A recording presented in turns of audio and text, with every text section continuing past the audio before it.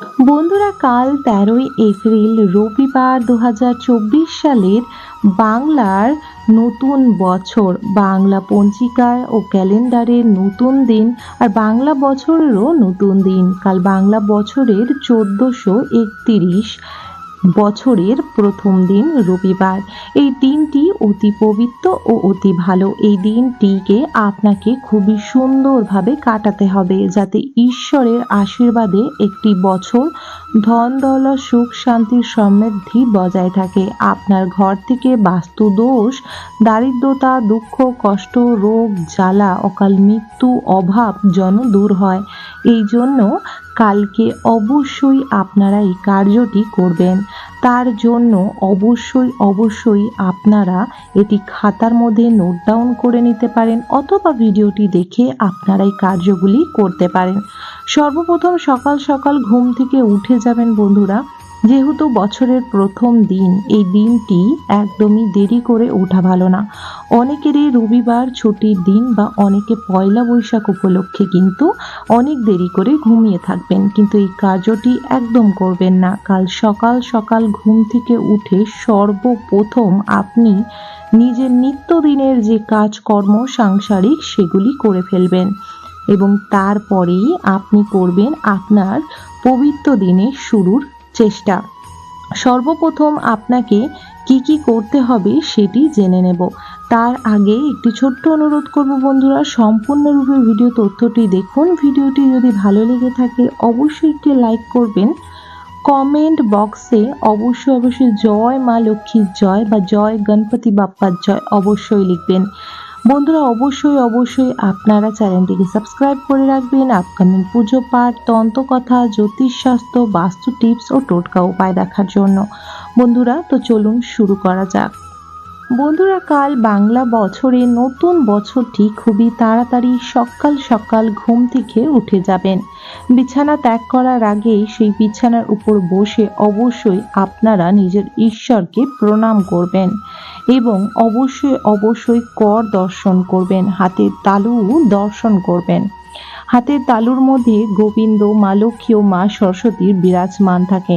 অবশ্যই দর্শন করার পর, প্রণাম করার পর আপনারা ধরতী মা অর্থাৎ পৃথিবী মাকে অবশ্যই প্রণাম করবেন। প্রণাম করার পর আপনারা বিছানা থেকে উঠে অবশ্যই সূর্য দেবতাকে প্রণাম করবেন পূর্ব দিকে মুখ করে।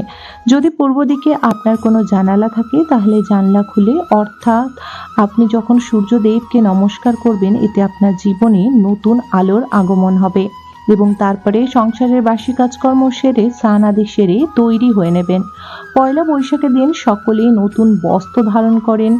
ঘরের গৃহবধূরা শীতেতে সিঁদুর, সুন্দর করে চুড়ি, শাঁখা পলা, এছাড়া যতই সাজের দ্রব্য আছে যেমন আলতা, সিঁদুর অবশ্যই লাগাবেন। সুন্দর পরিষ্কার এবং নতুন বস্ত্র ধারণ করার নিয়ম রয়েছে, যাতে সারা জীবন আমরা সুন্দরভাবে থাকতে পারি, সারা বছরটা আমাদের ভালো কাটে।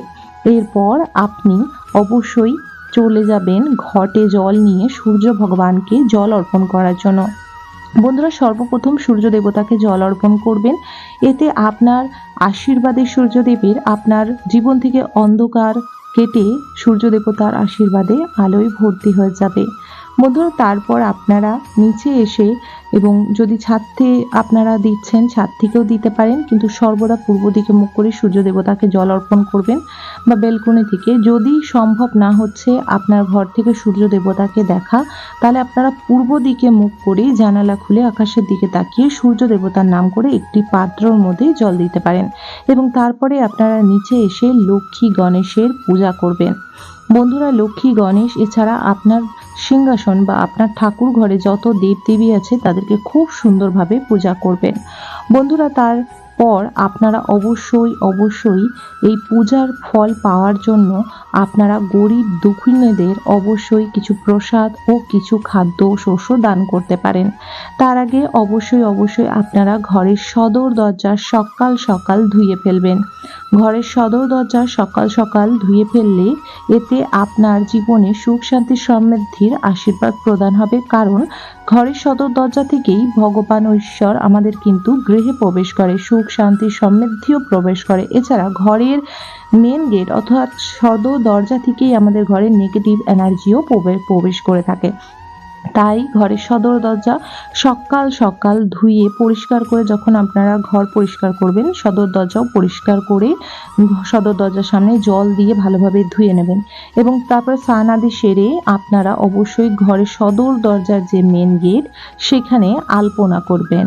আলপনা করার পর আপনারা অবশ্যই মা লক্ষ্মীর পদচিহ্ন অবশ্যই সদর দরজাতে অঙ্কন করবেন এবং তারপর আপনারা সদর দরজায় অঙ্কন করার পর আলপনা, তারপরে আপনারা একটি সিঁদুর নেবেন, যেটি আমরা ঠাকুরের সিঁদুরে ব্যবহার করে থাকি। সেই সিঁদুর নেবার পর তারপরে আপনারা সেইটি দিয়ে সদর দরজাতে স্বস্তিক অঙ্কন করে দেবেন দুই পাশে। আপনার সদর দরজার মানে ঘরের মেন গেটের দুই পাশে স্বস্তিক অবশ্যই অঙ্কন করে দেবেন।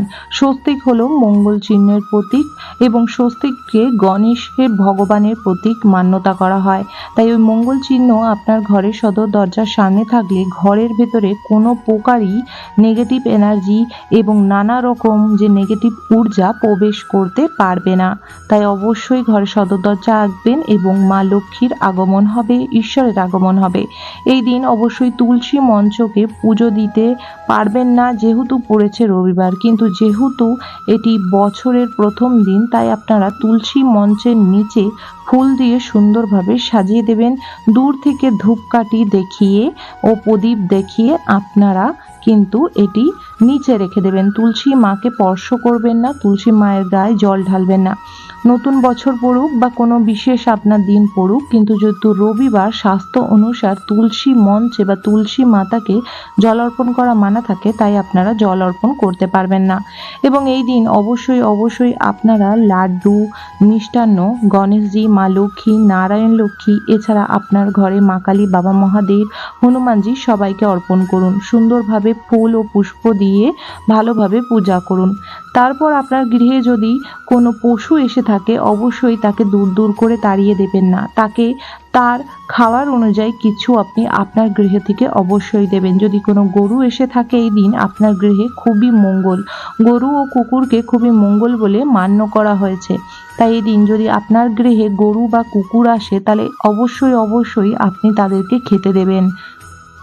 বন্ধুরা অবশ্যই আপনারা এই দিন পাখির জন্য কিছু দানা আর জল অবশ্যই আপনার ছাদের মধ্যে বা বেলকনি বা এমন বারান্দা রয়েছে সেখানে অবশ্যই পাখি পশুদের জন্য খাদ্যদান করবেন। এবং তারপর অবশ্যই আপনি আপনার সদর দরজায় বিকেল বেলায় দুই ধারে দুইটি প্রদীপ অর্পণ করবেন। প্রদীপটি ফুল দিয়ে সাজিয়ে দেবেন, প্রদীপের উপরে সামান্য চাল ও নিচে সামান্য চাল দিয়ে তারপরে দুপাশে দুটি প্রদীপ রাখবে সন্ধেকালে। এবং সন্ধেকালে মা তুলসীর নাম করে অবশ্যই তুলসী মায়ের নিচে, তুলসী মাকে ছোবেন না, তুলসী মায়ের মঞ্চর নিচে বা একটু দূরে ওনার নাম করে একটি প্রদীপ আর ধূপ দেবেন আর বলবেন, যেহেতু মা আজ রবিবার স্বাস্থ্য অনুসার স্বাস্থ্য মেনে আমি আপনার গায়ে বা আপনার শিরে জল অর্পণ করিনি, আমি এখানে আপনার নামে ধূপ ও দীপ দিচ্ছি। আমার ঘরে সর্বদা দুঃখ কষ্ট জ্বালা যন্ত্রণা সরিয়ে সুখ শান্তি সমৃদ্ধি বজায় রাখবেন। এবং এই দিন যদি আপনি পারেন সকাল বা সন্ধে কোনো সময় একবার আপনার নিকটবর্তী যে কোনো মন্দিরে অবশ্যই গিয়ে ঈশ্বরের দান ও আশীর্বাদ নিয়ে আসবেন। এবং এই দিন যদি আপনি মন্দিরে যাচ্ছেন খালি হাতে যাবেন না এবং মন্দির থেকে আসার সময়ও খালি হাতে আসবেন না। বন্ধুরা এই দিন আপনি আপনার ঘরে অবশ্যই সদর দরজায় আম পাতা আর গাঁদা ফুল দিয়ে সুন্দর তোরণ তৈরি করে অবশ্যই লাগিয়ে দেবেন। আম পাতা ও গাঁদা ফুল শুভ প্রতীক। যদি গাঁদা ফুল সম্ভব না হয়ে থাকে তাহলে শুধু আম পাতার তোরণ অবশ্যই লাল সুতো দিয়ে বেঁধে এবং লাল সিঁদুরের ফোঁটা দিয়ে আপনার সদর দরজায় আর ঠাকুর ঘরের দরজায় অবশ্যই টাঙিয়ে দেবেন।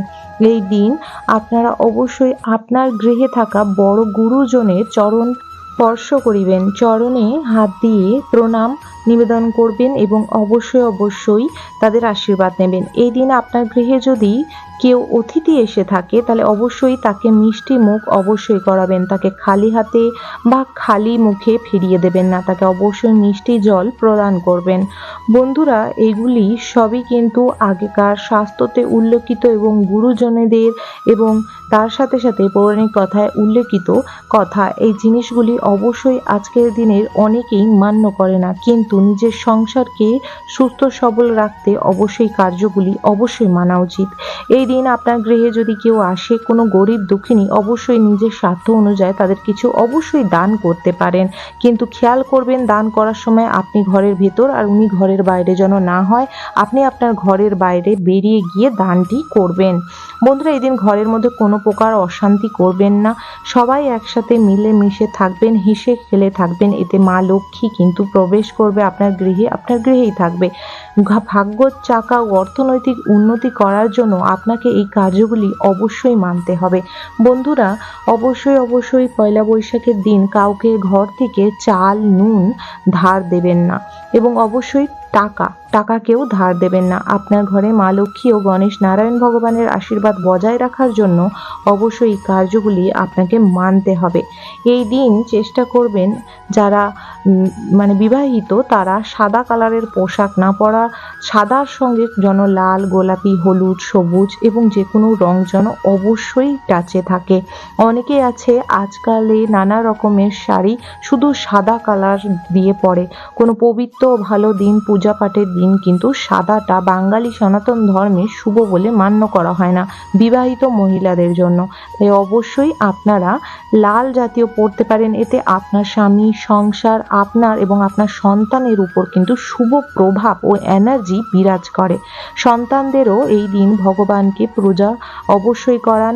নিজের সবার সাথে মিষ্টি ও ভালোভাবে কথা বলুন, সকলকে আপনারা শুভেচ্ছা অবশ্যই জানাবেন এবং হাসি মুখে সকলের সাথেই কথা বলবেন।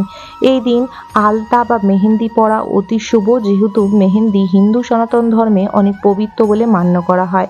যে মহিলারা ঘরের মধ্যে পূজা পাঠের দিন হাতে মেহেন্দি লাগায় তাদের ভাগ্য অতি উত্তম হয়। বন্ধুরা, এই দিন মন্দিরেও কিন্তু পূজা পাঠ করতে হয় যাতে একটি বছর সুন্দরভাবে কাটে।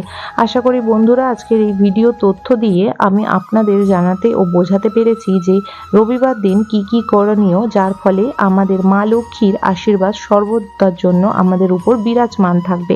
আশা রাখবো আজকের ভিডিও তথ্যটি ভালো লাগলে, সম্পূর্ণরূপে ভিডিওটি দেখে থাকলে আপনারা অবশ্যই একটা লাইক করবেন। কমেন্ট বক্সে জয় গণেশ লক্ষ্মীর জয় অবশ্যই লিখবেন। অবশ্যই চ্যানেলটিকে সাবস্ক্রাইব করে রাখবেন আপকামিং পুজো পাঠ, তন্ত্রকথা, জ্যোতিষশাস্ত্র, বাস্তু টিপস, টোটকা উপায় দেখার জন্য। হরে কৃষ্ণ, রাধে রাধে, জয় লক্ষ্মী গণেশায় নমঃ।